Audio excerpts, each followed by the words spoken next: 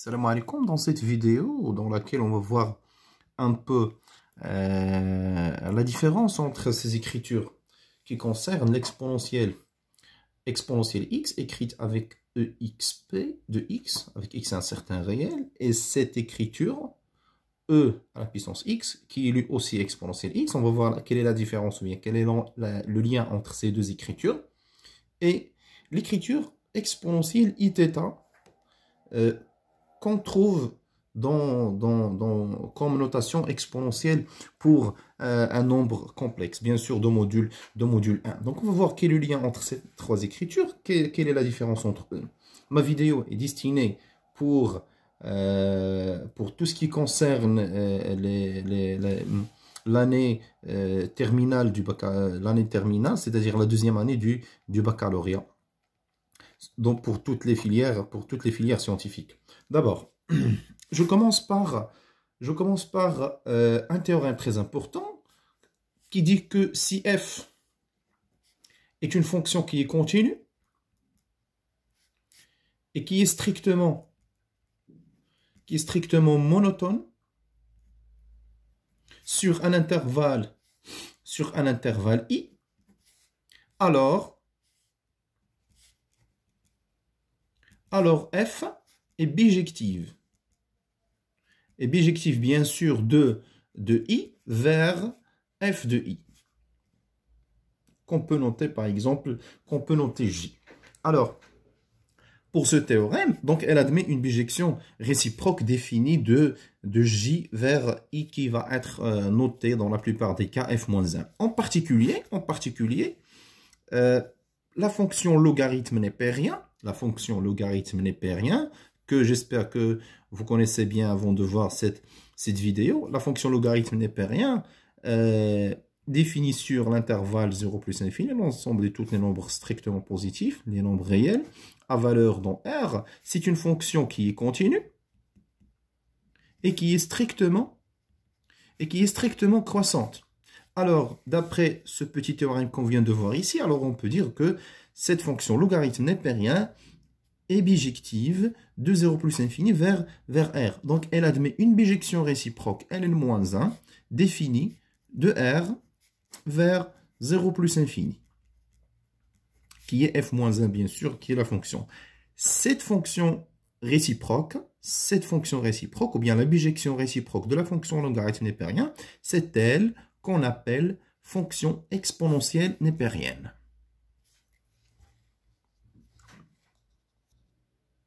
C'est la fonction exponentielle népérienne. D'accord. Donc, c'est la définition de la fonction qu'on note ici, comme ça, exp.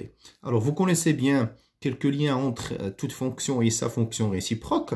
C'est que, quel que soit x, ici, dans l'intervalle 0 plus infini, et pour tout y de l'intervalle R, on a l'équivalence suivante. L'image de x par la fonction logarithme népérien est égale à y, si et seulement si ln-1 de y, c'est-à-dire exponentielle y, est égal à x. Exponentielle y est égal à x. C'est bien. Donc, en particulier, vous connaissez bien que logarithme népérien de 1 égale à 0. Alors, ceci est équivalent en appliquant ça, que exponentielle 0 égale à 1. On peut dire aussi, vous connaissez que logarithme népérien du nombre e, le nombre de l'air. Vous connaissez bien le nombre e, donc vous l'avez déjà vu dans le cours du logarithme népérien. Donc son logarithme népérien est égal à 1, qui est équivalent exponentielle du nombre 1 est égal à e. Donc je rappelle une valeur approchée de ce nombre réel, c'est 2,7 et vous pouvez bien voir le reste si vous utilisez la calculatrice ou bien dans votre cours. Et je rappelle que c'est un nombre qui n'appartient pas à Q. C'est un nombre irrationnel. Je continue le cours.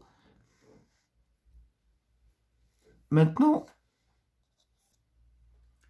vous avez déjà aussi vu que pour tout nombre rationnel, pour tout nombre rationnel R, pour tout nombre rationnel R, vous avez déjà vu que le logarithme népérien de x à la puissance R est égal à R logarithme népérien de x. C'est une fameuse relation que vous avez bien vue dans votre cours du logarithme.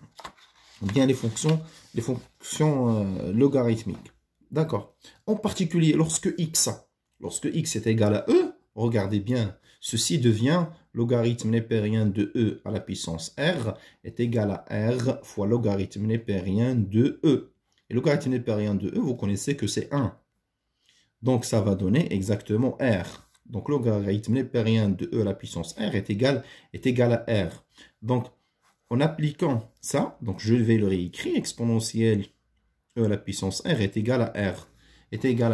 Maintenant, on va appliquer cette équivalence-là sur ça. On va obtenir la chose suivante. Donc, e à la puissance r est égal à exponentielle. R. D'accord, regardez bien ça. Donc, ceci va être vrai, quel que soit r un nombre rationnel. Alors, ici, on regarde bien quel est le lien entre la fonction exponentielle, qui est la fonction réciproque de la fonction, qui est la bijection réciproque de la fonction logarithme népérien, et le nombre e, le nombre de l'air. Donc c'est ça le lien. C'est-à-dire, on a cette égalité, nous avons e à la puissance. Donc là, ça c'est une puissance. Et celle-là, c'est une image d'un nombre réel par une fonction qui est la fonction exponentielle. Donc voici l'égalité. Mais cette égalité n'est vraie que pour les nombres rationnels. Alors, pour votre niveau du deuxième année baccalauréat, on prolonge cette propriété vers R. Puisque Q est un sous-ensemble de R, on va prolonger celle-là vers R et on va écrire, quel que soit X dans R, exponentielle X ou bien E à la puissance X est égal à exponentielle X.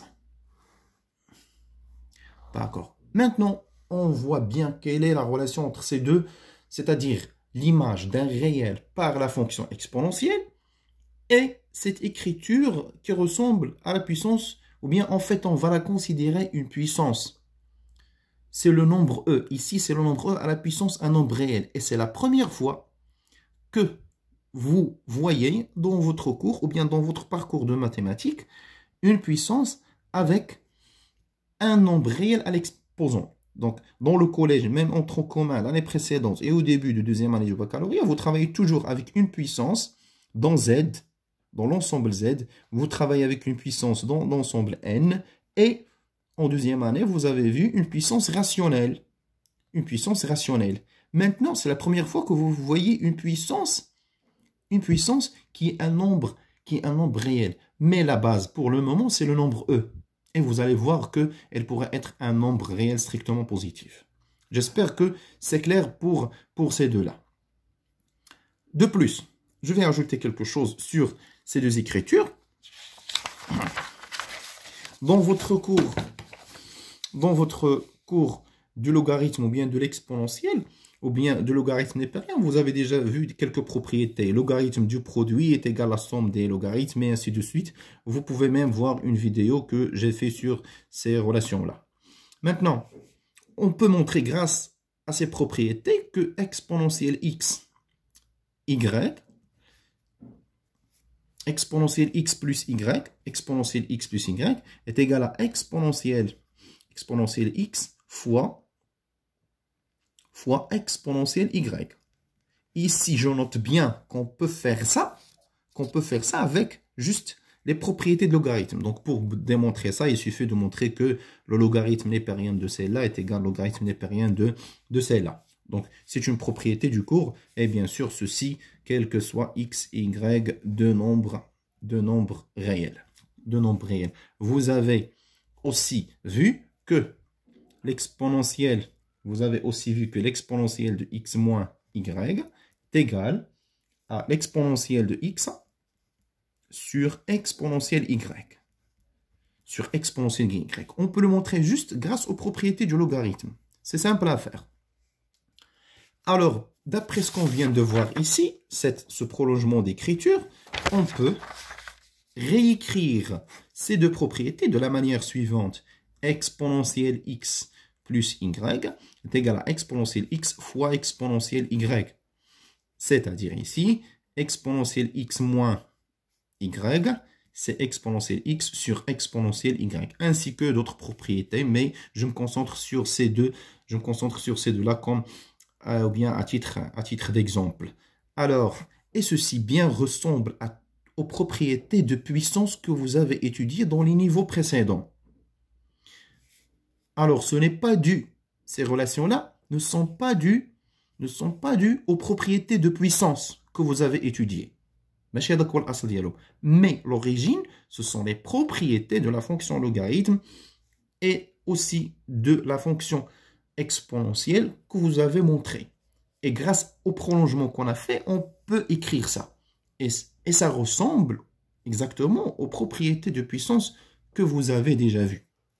J'espère que c'est clair jusqu'à maintenant. J'arrive maintenant à la partie, je peux dire la plus importante de cette vidéo, c'est la relation de tout ça avec, s'il existe bien sûr de relation, avec la notation exponentielle d'un nombre complexe. Donc j'espère que celui qui regarde cette vidéo connaît bien ce qu'on veut dire par la notation, ou bien est habitué avec, ou bien a déjà vu le cours sur les nombres complexes, le module, un argument d'un nombre complexe, la notation exponentielle, l'écriture trigonométrique et tout ça.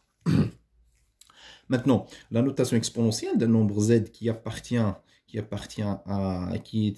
un nombre complexe est la chose suivante. Donc z, on peut l'écrire sous la forme suivante. Donc il devrait être bien sûr un nombre non nul, un complexe non nul. On peut l'écrire sous la forme suivante, module de z exponentielle i θ. Avec θ est un argument, de z. D'accord, donc j'espère que tout le monde connaît ce qu'on veut dire par ça. D'accord. Je vais maintenant passer à cette notation. Donc ici, il faut bien respecter le mot notation. Notation. Tarmiz en arabe.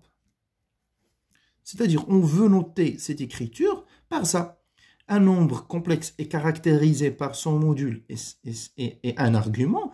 On peut l'écrire comme ça. Il y a d'autres écritures qui est l'écriture trigonométrique.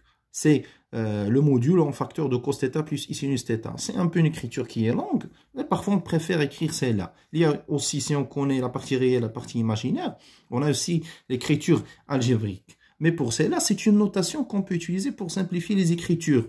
Maintenant, on se demande, ce E ici, mais pourquoi le choix de E? Ce n'est pas le nombre de l'aire E qu'on a déjà vu ici. Dans la première partie de cette vidéo. Mais on se demande aussi pourquoi le choix de ce E. Donc on va voir tout à l'heure pourquoi le choix de ce E. Je vais prendre deux nombres complexes. Z, de préférence, je vais choisir deux modules 1. Exponentielle i θ. Donc son module est 1 et un argument, et θ est un argument de ce nombre. Et Z' aussi, exponentielle i θ'. On la lit aussi, regardez le mot exponentielle. On va voir pourquoi le choix de cette exponentielle ici. Z'. D'accord, c'est bien. Je vais maintenant voir le nombre complexe z fois z'. Z fois z', c'est-à-dire c'est celui-là, exponentielle i θ fois exponentielle i, désolé, ici c'est θ', fois exponentielle i θ fois exponentielle i θ'. Alors, la plupart ici passent à l'autre propriété. On veut montrer que c'est exponentielle i facteur de θ plus θ'. Mais pourquoi? Alors, on sait que le module de z fois le module de z', c'est le module de z fois le module de z'. C'est 1 fois 1, c'est 1. Et l'argument de z', c'est, vous avez déjà vu aussi dans votre cours, désolé ici pour la vidéo, donc je vais redire tout ça. Donc le module de z', c'est le produit des modules, c'est 1 fois 1, c'est 1. L'argument de z', c'est un argument de z plus l'argument de z'. C'est une propriété que vous avez sûrement vue dans votre cours, modulo bien sûr de pi. Et c'est quoi ça? Argument de z, c'est θ, et l'autre, c'est θ'. C'est tout ça modulo de pi. Alors, pour un nombre complexe, si je connais son module, si je connais un argument de ce nombre complexe, je peux l'écrire sous la forme ou bien sous une notation exponentielle. C'est-à-dire, je peux dire que z' est égal à 1 exponentielle i, puisque ce nombre est un argument, donc θ plus θ'. Donc, on a montré cette écriture-là. Donc, on peut dire, grâce à cette relation, et celle-là, qu'on a exponentielle i θ, ce nombre complexe multiplié par celui-là, θ', c'est exponentielle i facteur de θ plus θ'. Ou bien, c'est e i θ plus i θ'. Donc, on s'intéresse à cette écriture. Alors, cette égalité est due à quoi? Est due grâce aux propriétés de l'argument. Ce nombre complexe est égal à ce nombre complexe. Et ce non pas grâce aux propriétés de la puissance, ou bien de la fonction exponentielle népérienne, ou bien de la puissance réelle de base le nombre e. Mais c'est grâce à ce qu'on vient de faire ici.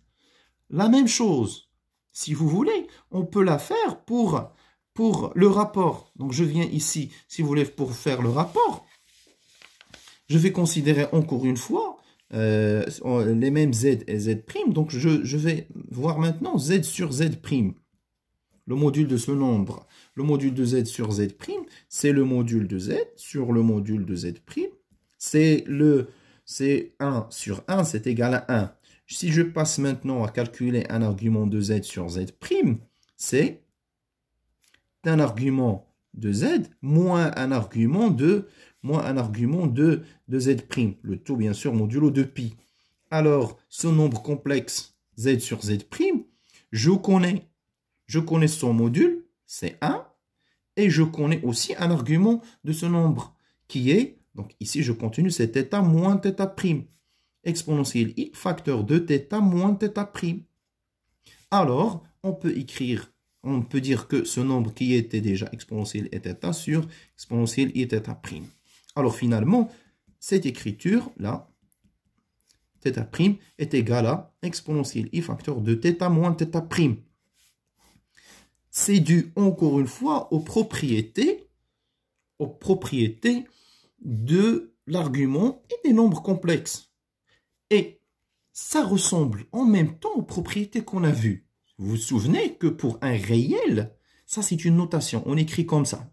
On écrit le i ici, c'est pour différencier entre ce qu'on fait pour la fonction exponentielle et pour la notation exponentielle. Donc, vous vous souvenez que exponentielle x sur y, c'est exponentielle x moins y. D'accord? Donc, il y a une ressemblance ici de propriétés. C'est pourquoi le choix de cette notation pour les nombres complexes. Parce que lorsqu'on connaît tout ça et on est habitué, lors des calculs dans des problèmes et des exercices, ces propriétés viennent simples en se souvenant juste des propriétés de la fonction exponentielle qui ressemblent aussi aux propriétés de puissance qu'on a déjà vues. D'accord? Mais il ne faut pas comprendre que les propriétés ici, ou bien la notation, est venue, surtout au niveau du deuxième année baccalauréat, est venue grâce à la fonction exponentielle. Il n'y a aucune relation, juste une ressemblance. Mais il ne faut pas surtout l'introduire comme étant quelque chose qui vient des nombres, bien de la fonction exponentielle. dans le futur, dans vos études supérieures, vous allez voir peut-être des bijections, des applications dans un autre cadre qui est un peu plus général, des liens entre ça et ça. Vous pouvez le voir. Mais ici, je me concentre, je parle juste, comme j'ai dit au début de la vidéo, c'est pour les élèves de la deuxième année du baccalauréat pour les filières scientifiques.